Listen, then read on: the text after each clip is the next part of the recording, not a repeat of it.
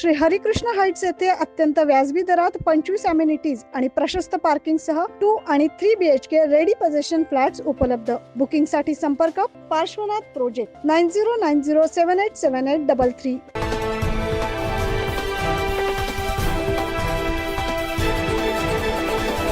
एका रिक्षा चालकाने दुसऱ्या रिक्षा चालकाचा खून केल्याची घटना अंबडच्या चुंचाळ परिसरात समोर आली. अंबड पोलीस स्टेशनच्या हद्दीत खुनाचं सत्र सुरूच असल्याचं या निमित्तानं पुन्हा एकदा समोर आलं. या प्रकरणी 2 जणांना ताब्यात घेतलंय. शंकर गाडगीळ हा 38 वर्षीय व्यक्ती होता ज्याच्यावर हल्ला झाला आणि या घटनेत त्याचा दुर्दैवी मृत्यू झाला. या प्रकरणी पोलिसांनी चुंचाळे घरकुल योजना भागात शनिवारी रात्री 10:30 वाजेच्या सुमारास किरकोळ कारणावरून रिक्षा चालक सोनू कांबळे व त्याचा भाऊ महेंद्र कांबळे आणि एक अल्पवयीन यांना शंकर गाडगीळ यांच्या खुनाबद्दल ताब्यात घेतले.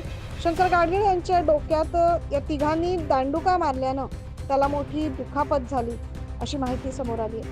जखमी गाडगीळ याला शासकीय रुग्णालयात दाखल केले असता डॉक्टरांनी त्याला मयत घोषित केलंय.